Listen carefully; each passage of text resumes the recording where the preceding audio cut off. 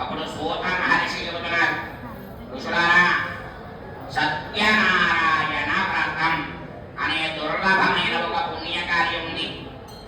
ఎవరైతే ఈ వ్రతం చేసుకుంటారో వాడు అనుకున్న కోరికలన్నీ తీరతాయి, కష్టాలన్నీ పోతాయి, సిరి సంపదలు కలుగుతాయి, సుఖము శాంతి సౌఖ్యము పొందుతారు. ఈ వ్రతం మాఘమాసము, వైశాఖ మాసము, కార్తీక మాసము, శ్రావణ మాసము, మార్గశిర మాసము, ఈ 5 విశేషమైనటువంటి మాసాలు. ఏకాదశి, పౌర్ణమి, సంక్రాంతి, శనివారం, ఆదివారం, కార్తీక సోమవారం, ఆయా రోజుల్లో కానీ ఆయా మాసాల్లో కానీ ఆయా వారాల్లో కానీ సత్యదేవుడి వ్రతం చేస్తే చాలా విశేషమైన ఫలితం. ఇది స్వామికి ఎంతో ఇష్టమైన మార్గశిర మాసం. సత్యనారాయణ వ్రతం చేయాలి అంటే విఘ్నేశ్వర పూజ, నవగ్రహ పూజ చేసుకోవాలి. కలశంపై సత్యదేవుడి విగ్రహం పెట్టి కలశ స్థాపన చేసి ఓం శ్రీ సత్యదేవాయ నమః అంటూ సత్యనారాయణ స్వామిని పూజించాలి. నీరాజనమిచ్చి మంత్రపుష్పం సమర్పించి 3 సార్లు ప్రదక్షిణ చేసి 5 కథలు ఎంతో జాగ్రత్తగా వినాలి. సత్యదేవుడికి ప్రసాదం బాగా పండినటువంటి అరటిపళ్ళు, గోధుమ నూక, ఆవు పాలు, ఆవు నెయ్యి, పంచదార, యాలకులు మొదలగు సుగంధ ద్రవ్యాలు వేసి గోధుమ రవ్వతో చేసిన ప్రసాదం నైవేద్యం పెట్టాలి. బంధువులందరినీ పిలుచుకోవాలి. వచ్చిన వాళ్ళందరికీ భోజనాలు పెట్టాలి. ఈ వ్రతం చేసేవాళ్ళు అన్నదానం చెయ్యాలి. నవగ్రహాల దోషాలన్నీ పోవాలి అని బ్రాహ్మణులకి భోజనం బట్టలు పెట్టి దక్షిణ తాంబూలం ఇచ్చి ఈ మండపం బ్రాహ్మడికి ఉద్యాపన చేసుకోవాలి. ఉద్యాపన అయిన వెంటనే సత్యదేవుడి ప్రసాదాన్ని కళ్ళకద్దుకొని తినాలి. సత్యదేవుడి ప్రసాదం చిన్న పెద్ద అని చూడకుండా అందరికీ ప్రసాదం పంచిపెట్టుకోవాలి. దేవాలయంలో కానీ నదీ తీరంలో కానీ సత్యదేవుడి వ్రతం చేసుకుంటే ఇంటికి వెళ్ళేటప్పుడు సత్యదేవా సత్యదేవా సత్యదేవాయ నమః అంటూ సత్యదేవుణ్ణి కలుస్తూ ఇంటికి వెళ్ళాలి. ఏ పూట వ్రతం చేశారో ఆ పూట భోజనం చేయాలి. రాత్రికి భోజనం చేయకూడదు. పళ్ళు, పాలు, పలహారం తీసుకోవాలి. సత్యనారాయణ వ్రతం చేసిన వాళ్ళు ఆ రోజు అబద్ధమాడకూడదు, సత్యమే పలకాలి. ఆ రోజు బ్రహ్మచర్యంగా ఉండాలి. ఈ వ్రతం చేసే భక్తులు ఆ ఒక్క రోజు పాటించవలసిన నియమాలివి. ఋషులారా, ఎవరైతే ఈ నియమాలతో సత్యనారాయణ వ్రతం చేసుకుంటారో వాళ్ళు అనుకున్న కోరికలన్నీ తీరతాయి, కష్టాలన్నీ పోతాయి, సిరి సంపదలు కలుగుతాయి. పిల్లా పాపలతో అక్షతలు జాగ్రత్తగా పట్టుకోవడలాగా ఉండవ కథ. అందమైనటువంటి కాశీపట్నంలో భిక్షమెత్తుకుంటూ జీవించే ఒక పేద బ్రాహ్మడు ఆకలి బాధ చేత కాశీనగరమంతా భిక్ష కోసం తిరిగాడు. ఒక్కరు కూడా ఈ బ్రాహ్మడికి పిడికిలైన భిక్ష వెయ్యలేదు.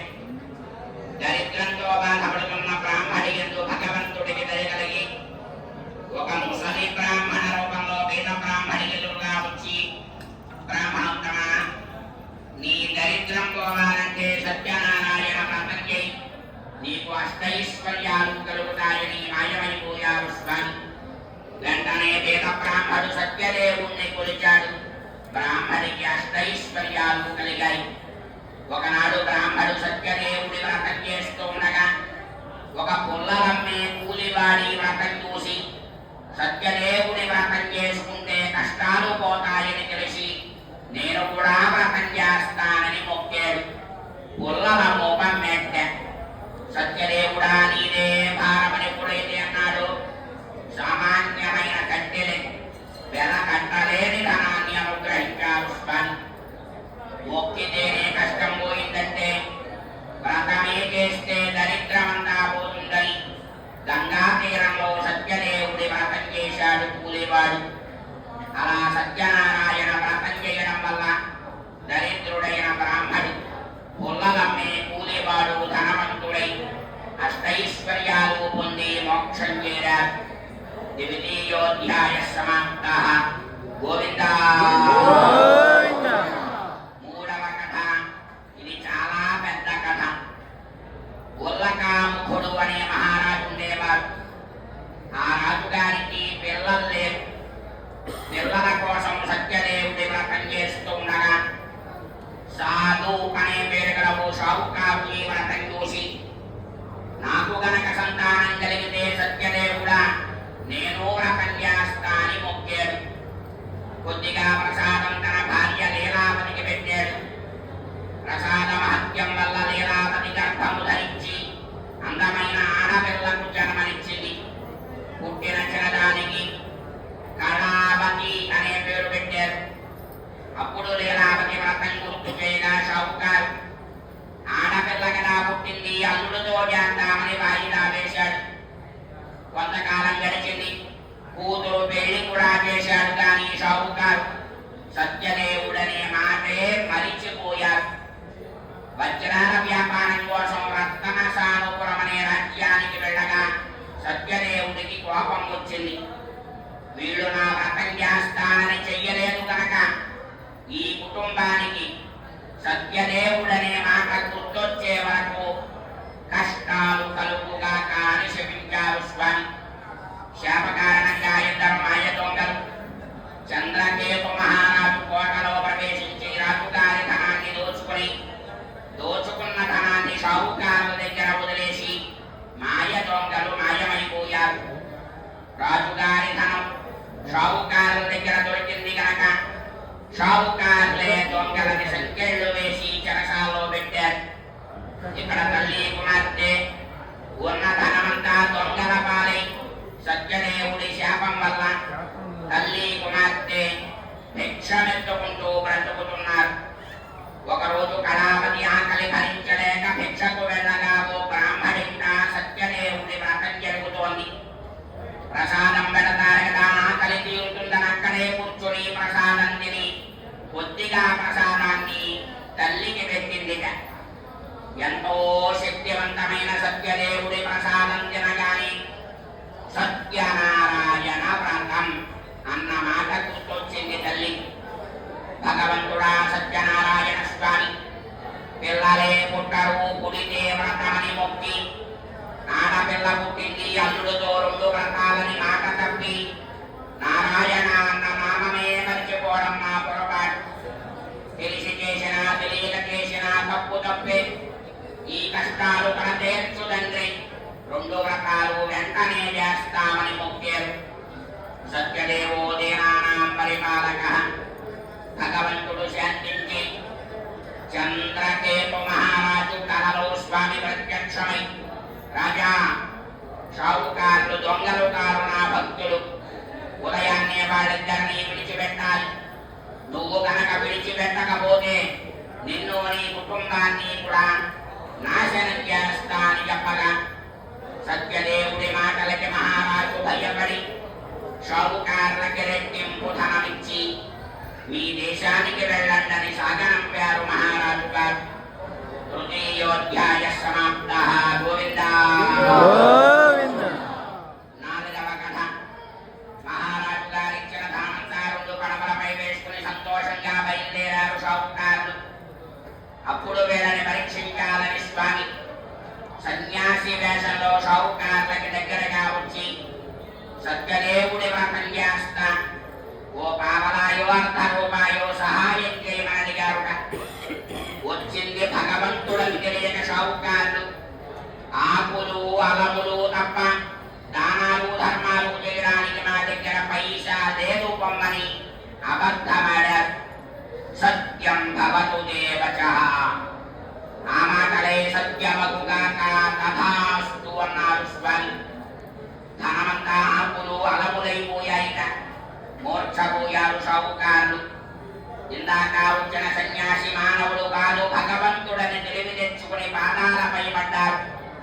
సత్యదేవుడు శాంతించి, షావుకారు ఈ జన్మకి పిల్లలే పుట్టనన్నావు, పుడితే సత్యదేవుడి వ్రతమన్నావు, ఈ రోజు వరకు చేసేవా? మాట తప్పావు. చేస్తాను చేస్తాను అన్నావు కష్టాలు. నన్ను సత్యనారాయణ స్వామిగా తెలుసుకోండి. నా మొక్కుబడి చెల్లించేదాకా మీకు ఈ కష్టాలు తప్పవని హెచ్చరించి ధనమిచ్చి మాయమైపోయారు స్వామి. 2 వ్రతాల మొక్కు వెంటనే చెల్లిస్తామని ప్రతిజ్ఞ చేసి ఇంటికొస్తున్నామని కబురు పంపారు. తల్లి కుమార్తె సంతోషించి సత్యదేవుణ్ణి కొలిచారు. కానీ కళావతి మాత్రం ప్రసాదం తినకుండా భర్త కోసం వెళ్ళింది. నా ప్రసాదం కన్నా తన భర్త ముఖ్యమాని కళావతి భర్తతో ఉన్న పడవ నేత ముంచేశారు స్వామి. భర్త లేని జీవితం నాకెందుకని పసుపు కుంకాల కోసం నదిలో దూకేయడానికి సిద్ధమైంది కళావతి. వెంటనే ఆకాశవాణిగా చెబుతున్నారు స్వామి, అమ్మా కళావతి, భక్తితో నన్ను కొలిచావు కానీ ప్రసాదం తినకుండా వ్రత ఉల్లంఘన చేశావు. నా వ్రతం చూసినా చేసినా ప్రసాదం తినకుండా బయటికి ఎవరూ వెళ్ళకూడదు. ఇది వ్రత నియమం. వెంటనే ప్రసాదం తిను, నీ భర్త బ్రతుకుతాడని చెప్పగా పరుగున ఇంటికి పోయి ప్రసాదం తినేసరికి ఇక్కడ భర్తతో ఉన్న పడవ నది మీద తేలియాడుతూ కనిపించింది. వెంటనే 2 వ్రతాల మొక్కు నదీ తీరంలో చెల్లించారు. ఆ రోజు నుంచి షావుకారులు ప్రతి పౌర్ణమి నాడు సత్యనారాయణ వ్రతం చేసి అడిగిన వాడికి లేదు అనకుండా అన్నం వస్త్రం ఉద్యాపన చేసి అష్టైశ్వర్యాలు పొంది ఆ 4 మోక్షం చేరారు. చతుర్థోధ్యాయ సమాప్త. గోవింద. 5వ కథ. తుంగధ్వజుడనే మహారాజు. ఆ రాజుగారికి 100 మంది కుమారులు. ఒకరోజు అడవికి వేటకు వెళ్ళగా అడవిలో ఉండే గొల్లవారు సత్యదేవుడి వ్రతం చేసి రాజుగారికి ప్రసాదం ఇచ్చారుట. గోవులు కాచుకునేవాళ్ళు, వాళ్ళు పెట్టేది నేను తినాలా అని అహంకారంతో సత్యదేవుడి ప్రసాదం అక్కర్లేదని కోటకు బయలుదేరాడు రాజు. తిట్టినా ఊరుకుంటాడేమో గాని ఎవరన్నా పెట్టే ప్రసాదం వద్దు అంటే మాత్రం ఊరుకోడి స్వామి. రాజుగారి 100 మంది కుమారులు మరణించారని రాజ్యమంతా మరాయి రాజులు స్వాధీనం చేసుకున్నారని గొప్ప మాయ కమ్మిందిట. రాజు మూర్ఛపోయాడు. ఇదంతా అడవిలో సత్యదేవుడి ప్రసాదం దూషించడం వల్లే ఈ కష్టాలు వచ్చాయని తెలివి తెచ్చుకొని పరుగున అడవికి పోయి గొల్లవారిని సత్యదేవుణ్ణి క్షమాపణ వేడుకొని సత్యదేవుడి ప్రసాదం కళ్ళకద్దుకుని తినేసర ధనపుత్రాన్వితో భవన్. ప్రసాదం తినగానే మాయంతా తొలగిపోయింది. 100 మంది కుమారులు బ్రతికే ఉన్నారు. రాజ్యమంతా రాజుగారి స్వాధీనంలో ఉంది అని కబురొచ్చిందిట. ప్రసాదంకే ఇంత మహత్యం ఉంటే వ్రతానికి ఇంకెంత మహిమ ఉందో అని ఆ రాజుగారు గొప్ప పేద చూడకుండా ఇలాగే అందరూ కలిసి కూర్చుని సత్యదేవుణ్ణి కొలుస్తూ వారి మంటలతో సిరి సంపదలతో పిల్ల పాపలతో అష్టైశ్వర్యాలు పొంది ప్రజలు తుంగధ్వజ మహారాజు మోక్షం చేరారు. కాబట్టి ఋషులారా, జయతం కురుతే సత్యవ్రతం పరమ దుర్లభం. ఈ కలియుగంలో సత్యనారాయణ వ్రతాన్ని మించిన వ్రతం మరొకటి లేదు. ఈ వ్రతం చేసే వాళ్ళకి చేసిన ఫలితం, చూసే వాళ్ళకి చూసిన ఫలితం. 5 కథలు ఎవరు వింటారో వాళ్ళకి అష్ట కష్టాలు పోతాయి. ఋషులారా, సత్యదేవుడి ప్రసాదం ఎవరు పెట్టినా వద్దనకుండా కళ్ళ కట్టుకుని ఎవరు తింటారో వాళ్ళు అష్టైశ్వర్యాలు పొందుతారు.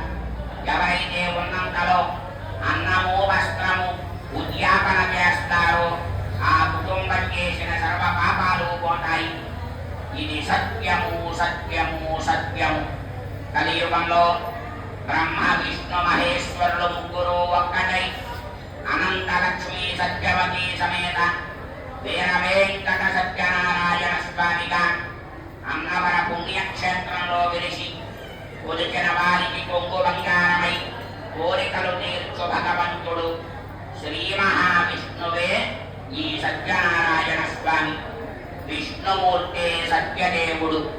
ఆ కలసే బ్రహ్మ విష్ణు మహేశ్వర స్వరూపం సత్యదేవుడు. ఆ కలశే సత్యనారాయణ స్వామిని 5 కథలుగా సత్యనారాయణ వ్రత మహత్యాన్ని సౌనకాది ఋషులకి నైమిషారణ్యంలో సూత మహర్షి తెలిపారు. పంచమోధ్యాయ సమాప్త. గోవిందా. అక్షతలు ఎడం చేతిలోకి మార్చుకోండి. ఎడం చేతిలో అక్షతలు కుడి చేతితో కొద్దిగా తీసి కళ్ళకద్దుకోండి.